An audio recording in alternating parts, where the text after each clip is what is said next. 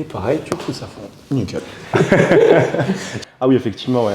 Ici, on voit bien que Flequinho a un petit manque de mobilité sur la rotation interne. Ça peut limiter les blessures de développer cette mobilité. Et il y a aussi la rotation de l'autre côté qui peut être très intéressant dans le cas de Flequinho parce qu'il avait du mal à faire du deadlift sumo. Donc tendu, ça se manifeste comme ça. Rotation externe, rotation interne. Quand on va faire un deadlift sumo, donc on vient écarter pour se mettre en position sumo, mais l'idée c'est de ramener la rotation externe pour venir se rapprocher de la barre et être le plus efficace possible. Souvent ça qui pose souci. Ils n'arrivent pas à se rapprocher correctement de la barre et quand ils commencent à forcer sur ce mouvement-là en rajoutant le poids de la barre en plus, et ben c'est là qu'ils commencent à se faire des blessures. Ils mettent de la charge dans une amplitude qu'ils ne maîtrisent pas forcément.